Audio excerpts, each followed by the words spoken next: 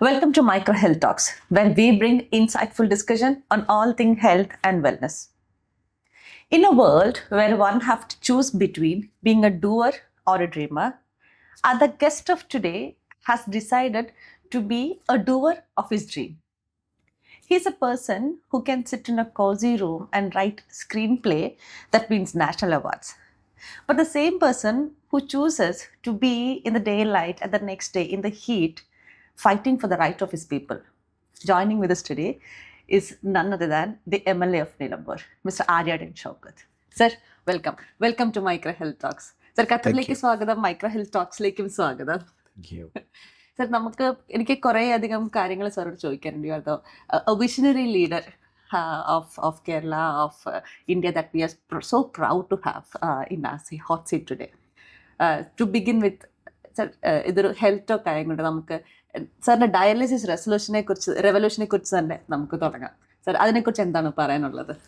ഇല്ല, ഞാൻ എൻ്റെ നാട്ടിൽ നിലമ്പൂർ, ഞാനത് മുനിസിപ്പൽ ചെയർമാനായിരുന്ന സമയത്ത് ഡയാലിസിസ് പേഷ്യൻസ് ഒക്കെ നിലമ്പൂർ ഡയാലിസിസ് സെൻറ്റർ ഇല്ലാത്തതുകൊണ്ട് വളരെ ബുദ്ധിമുട്ടി പുറത്തേക്ക് പോകും. അപ്പോൾ ഇവരെ നിലമ്പൂരിൽ തന്നെ ഒരു ഡയാലിസിസ് സെൻറ്റർ വേണം എന്നുള്ള ഒരു ലക്ഷ്യം വെച്ചുകൊണ്ട് നമ്മുടെ താലൂക്ക് ഹോസ്പിറ്റലിൽ നമ്മൾ ഡയാലിസിസ് സെൻറ്റർ തുടങ്ങി.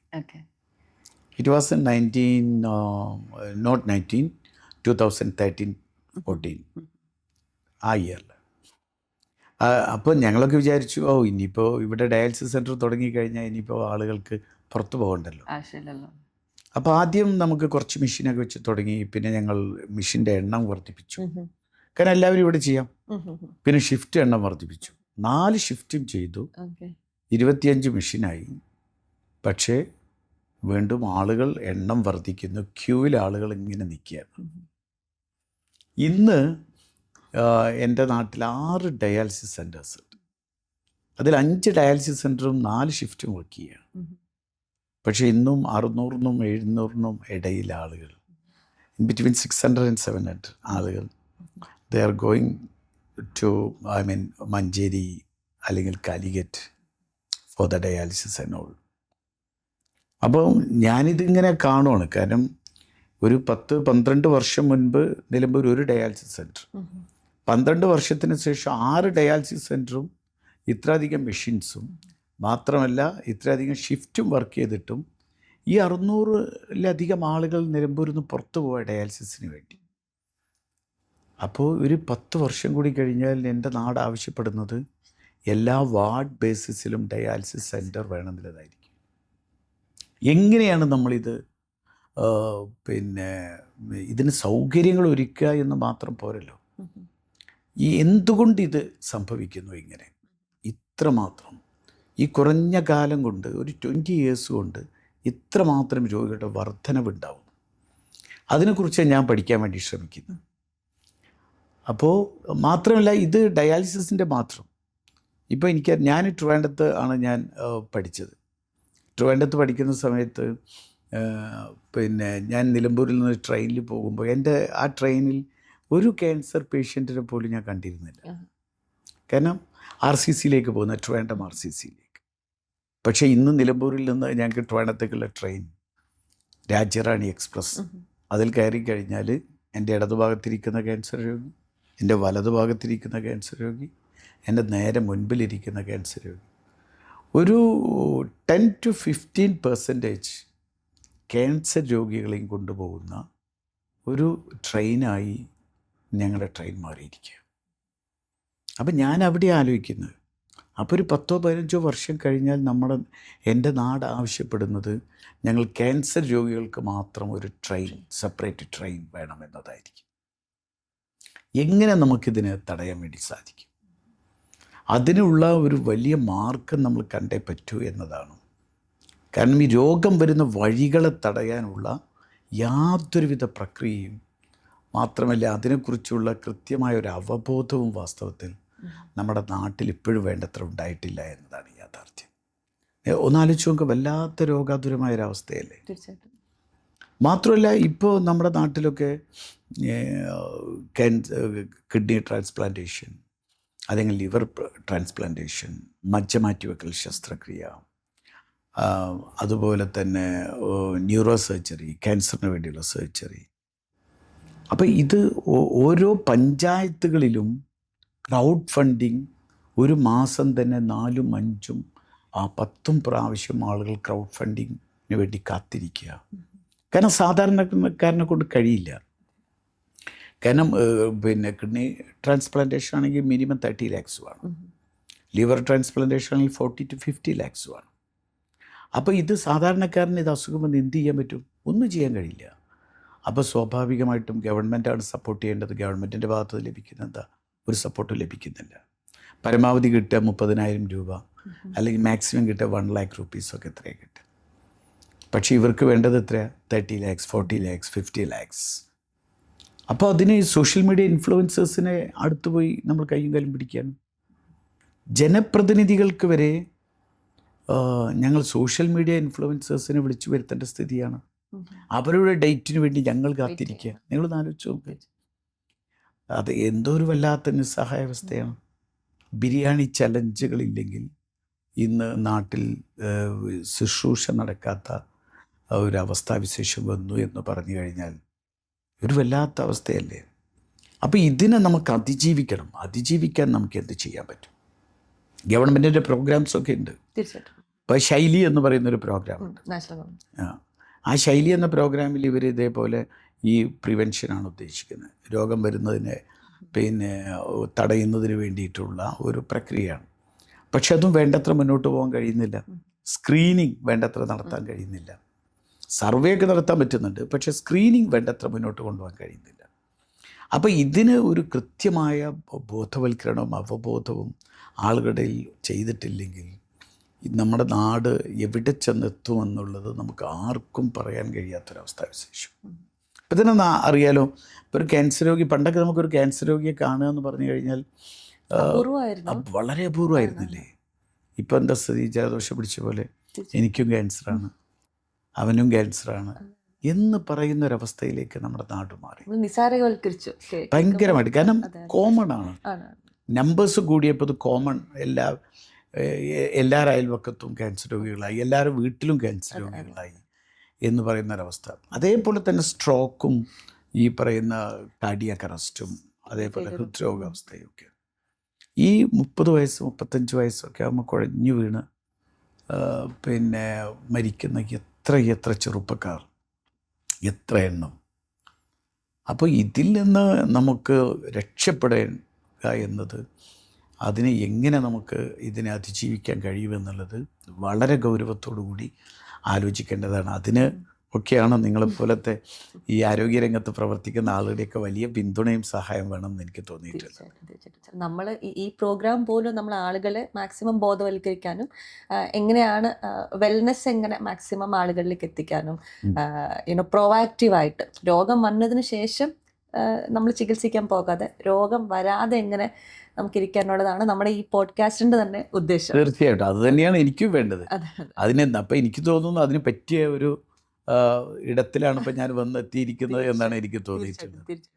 സാറിന് അതിനെക്കുറിച്ച് എന്താണ് പറഞ്ഞുള്ളത്? ഇപ്പം സാർ പറയുകയുണ്ടല്ലോ, അതായത് അവയർനെസ്സിൻ്റെ ബോധവൽക്കരണത്തിൻ്റെ ഒരു കുറവാണ്.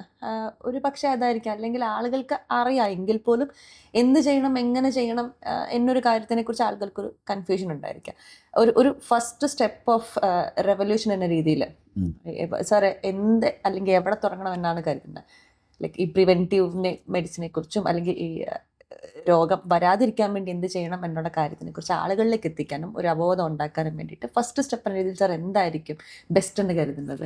അല്ല, പ്രധാനമായിട്ടും നമുക്കറിയാലോ, നമുക്ക് 3-4 കാരണങ്ങൾ ഇതിൽ പ്രധാനമായിട്ട്. ഒന്ന് നമ്മുടെ ഫുഡ് ഹാബിറ്റ്, തീർച്ചയായിട്ടും. 2 ലാക്ക് ഓഫ് എക്സസൈസ്, 3 നമ്മുടെ സ്ട്രെസ്. ഇത് എനിക്ക് തോന്നുന്നു ഏറ്റവും പ്രധാനമായിട്ട് നമുക്ക് ഉള്ള 3 കാര്യങ്ങൾ ഏറ്റവും പ്രധാനമായിട്ട്. മറ്റേത് പൈതൃകമായി ജനറ്റിക്കലായിട്ട് വരുന്നത് ഉണ്ട്, ഇല്ല നമ്മൾ പറയുന്നത്. ഇന്നിപ്പോൾ നമ്മുടെ നാട്ടിൽ തന്നെ നമുക്ക് കാണാൻ പറ്റും. ഇപ്പോൾ ഒന്ന് നമുക്ക് ഈ പുതിയ പുതിയ കടകളിങ്ങനെ വന്നുകൊണ്ടേയിരിക്കുകയാണ്, ഭക്ഷണശാലകൾ.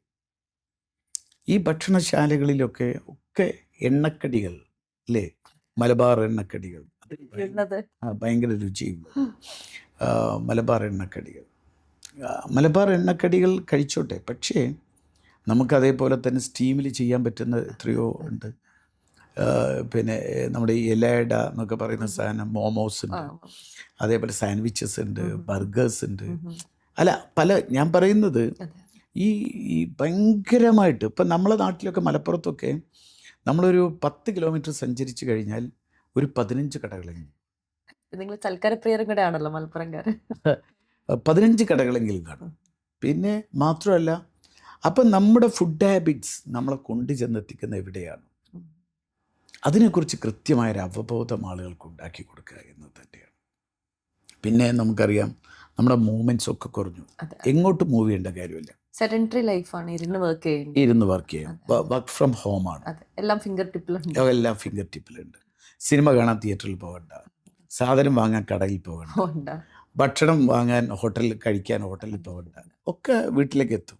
അപ്പോൾ സ്വാഭാവികമായിട്ടും നമ്മൾ മൂവ്മെൻറ്റ്സ് കുറഞ്ഞു. മൂവ്മെൻറ്റ്സ് കുറയുമ്പോൾ സ്വാഭാവികമായിട്ടും സംഭവിക്കുന്നത് ബോധപൂർവം നമ്മുടെ ശരീരത്തിന് ആവശ്യമുള്ള മൂവ്മെൻറ്റ്സ് നമ്മൾ ഉണ്ടാക്കണം. ഫോഴ്സ്ഫുള്ളി ഉണ്ടാക്കുന്നിടത്താണ് നമ്മുടെ ഈ എക്സസൈസ് എന്ന് പറയുന്ന സാധനം വരേണ്ടത്. പക്ഷേ നമ്മൾ എക്സസൈസ് ചെയ്യാൻ പോകുന്നത് എപ്പോഴാണ്? വ്യായാമം ചെയ്യാൻ പോകുന്നത് അസുഖം വന്നിട്ടാണ്. അസുഖം വന്നാൽ ഞാൻ നടക്കാൻ പോകും, ഡോക്ടർ പ്രിസ്ക്രൈബ് ചെയ്താൽ നീ ഇത്ര നടക്കണം, രാവിലെ ഇത്ര. അപ്പോൾ അതിന് മുൻപേ, ഈ രോഗം വരുന്നതിന് മുൻപേ നമുക്ക് ഈ കാര്യങ്ങളെ നമ്മളെ പ്രേരിപ്പിക്കാൻ, ഇത് ജീവിതത്തിൻ്റെ ഭാഗമാക്കി മാറ്റാൻ നമുക്ക് കഴിയണം. അതിനുള്ള ഒരു ജീവിത ശൈലി നമ്മൾ രൂപപ്പെടുത്തണം. അതിന് കുടുംബം വിചാരിക്കണം, നമ്മുടെ പാഠപുസ്തകങ്ങളിൽ വരണം, സർക്കാർ വിചാരിക്കണം, പൊതുവായ അവബോധം ഉണ്ടാവണം. മാത്രമല്ല, ഇപ്പം നമുക്ക് തന്നെ അറിയാലോ, നമ്മുടെ നാട്ടിൽ പിന്നെ ഏറ്റവും കേരളം ആണ് ഈ ഇന്ത്യയിലുണ്ടാക്കുന്ന മെഡിസിൻ്റെ 20% കൺസ്യൂം ചെയ്യുന്ന സ്റ്റേറ്റ്. നമ്മുടെ ജനസംഖ്യയിൽ 4% പോലും ഇല്ലാത്ത കേരളമാണ്. ഭയങ്കര അലാമിങ് അല്ലേ?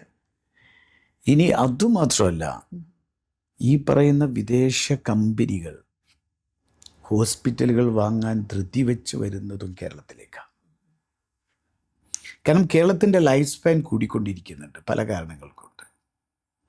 അപ്പം ലൈഫ് സ്പാൻ കൂടുമ്പോൾ വയോജനങ്ങളുടെ എണ്ണം വർദ്ധിക്കും. വയോജനങ്ങളുടെ എണ്ണം വർദ്ധിക്കുമ്പോൾ എന്തായാലും രോഗാതുരമായ അവസ്ഥ കൂടിക്കൊണ്ടിരിക്കും സ്വാഭാവികമായിട്ട്. അപ്പോൾ ആ സ്കോപ്പ് കൃത്യമായിട്ട് അത് എങ്ങനെ അത് സാമ്പത്തികമായിട്ട് നമുക്ക് വരുമാനമാർഗമാക്കാൻ, റവന്യൂ ആക്കി മാറ്റാം എന്നതാണ് ഇൻവെസ്റ്റേഴ്സ് ആലോചിക്കുന്നത്. അപ്പോൾ പല വിദേശ കമ്പനികളും ഹോസ്പിറ്റലുകൾ വന്ന് വിലയ്ക്ക് വാങ്ങുന്നു, അതൊരു ഭാഗത്ത് നടക്കുന്നു. അപ്പോൾ ഇവിടെ നമ്മളെ സംബന്ധിച്ചിടത്തോളം ഇത് ഒരു ഭാഗത്ത് രോഗങ്ങളെ ഉണ്ടാക്കുക എന്നത് പലരുടെയും ആവശ്യം ആണ്, ചികിത്സിക്കുക എന്നത്. പക്ഷെ രോഗം വരുന്ന വഴികളെ തടയുക എന്നതാണ് ഇന്ന് സമൂഹം ചിന്തിക്കേണ്ട, ഏറ്റെടുക്കേണ്ട ഏറ്റവും പ്രധാനപ്പെട്ട കാര്യമെന്നാണ് എനിക്ക് തോന്നിയത്. ഓരോ പൗരൻ്റെയും റെസ്പോൺസിബിലിറ്റി ആയിട്ട് കൃത്യമായിട്ട് ആ രൂപത്തിലേക്കുള്ളൊരു അവബോധം ഉണ്ടാക്കിയെടുക്കാനുള്ള വലിയ ക്യാമ്പയിൻ. അതിനുള്ള ക്യാമ്പയിൻ എന്ന് പറഞ്ഞാൽ കേവലം നമ്മൾ പ്രതിജ്ഞ ചെയ്ത് പിരിഞ്ഞാൽ പോരാ, നമ്മുടെ വീട്ടിലേക്ക് കൊണ്ടുവരുന്ന ഓയിലിൻ്റെ അളവ് നമ്മൾ കുറക്കാൻ നമ്മൾ തീരുമാനിക്കുക. ഇപ്പോൾ വേറൊരു സംഭവം, ഞാനൊരു സ്ഥലത്ത് ചെന്നിട്ട് അവിടെ എൻ്റെ സുഹൃത്തിന് 4 സ്റ്റാർ ഹോട്ടലുണ്ട്. ആ 4 സ്റ്റാർ ഹോട്ടലിൽ അവനോട് ചോദിച്ചു, അവൻ വെളിച്ചെണ്ണ യൂസ് ചെയ്തു. അപ്പോൾ ഞാൻ ചോദിച്ചു, നിനക്കെങ്ങനെ വെളിച്ചെണ്ണ യൂസ് ചെയ്തിട്ട് മുതലാവുന്നത്? കാരണം 500 രൂപ കൊടുക്കണം 1 കിലോ വെളിച്ചെണ്ണയ്ക്ക്. അപ്പം അവനോട് വളരെ സ്വകാര്യമായിട്ട് എന്നോട് പറഞ്ഞു, ഞാൻ ഉപയോഗിച്ച വെളിച്ചെണ്ണ 150 രൂപയ്ക്ക് ഞാൻ പുറത്തു കൊടുക്കും. ഇതാണ് പലരും വാങ്ങി ഉപയോഗിച്ച് റീയൂസ് ചെയ്യുന്നത്. അപ്പോൾ ഇവിടെയൊക്കെ ഞാൻ പറഞ്ഞല്ലോ, ഇപ്പം നമുക്ക് എന്താ വെച്ചാൽ ഒരു പക്ഷേ വിഷവാദം ഉണ്ടാവുമ്പോൾ അത് പത്രത്തിലും ടി വിയിലും ഒക്കെ വരും, ചാനൽ ചർച്ച വരുന്നു, അന്തി ചർച്ചകൾ ഉണ്ടാവുന്നു. അപ്പോൾ എല്ലാവരും റെസ്റ്റോറൻറ്റിലും റെയ്ഡ് നടക്കുന്നു, വലിയ വാർത്തകളാവുന്നു. അതോടുകൂടി അവസാനിച്ചു. ഇങ്ങനെയാണ് നമ്മുടെ ഒരു രീതി. എന്തിനേയും സെൻസിറ്റൈസ് ചെയ്ത് കഴിഞ്ഞാൽ ട്രെൻഡായി കഴിഞ്ഞാൽ അപ്പോൾ അതിന് ഒരു ഇളക്കം ഉണ്ടാവും. അത് കഴിഞ്ഞാൽ പിന്നെ നമ്മൾ വിട്ടു, പിന്നെ അടുത്ത കാര്യത്തിലേക്ക് നമ്മൾ നീങ്ങും. ഇത് വളരെ പിന്നെ എന്താ പറയുക. ഇനി വേറൊന്ന്, നെബാർഡിൻ്റെ ഒരു സ്റ്റാറ്റിസ്റ്റിക്സിൽ അവരുടെ ഒരു പഠനത്തിൽ പറയുന്നത്, കേരളത്തിലെ മിഡിൽ ക്ലാസ് അതേപോലെ തന്നെ ലോവർ ക്ലാസ് ആളുകളിൽ ഏറ്റവും ആളുകൾ പിന്നെ 90% ആളുകളും കടബാധ്യതരാണ്. അതിൻ്റെ പ്രധാന കാരണമായി അവർ പറയുന്നത് ഹെൽത്ത് പരിരക്ഷിക്കാൻ വേണ്ടി ചിലവാക്കുന്ന കാശാണ്. 2 എഡ്യൂക്കേഷന് വേണ്ടി ചിലവാക്കുന്ന കാശ്. അപ്പോൾ ഈ പിന്നെ അത്രമാത്രം ആളുകൾ ചികിത്സിക്കാൻ അവെയറാണ്. എത്ര മുടക്കിയാണെങ്കിലും ചികിത്സിക്കാൻ തയ്യാറാണ്. പക്ഷേ ഇത് വരുന്നതിനെ തടയാൻ ഒന്നും ചെലവഴിക്കാതെ ഇതിനെ വരുന്ന വഴികളെ തടയാൻ തയ്യാറല്ല എന്നതാണ് യാഥാർത്ഥ്യം.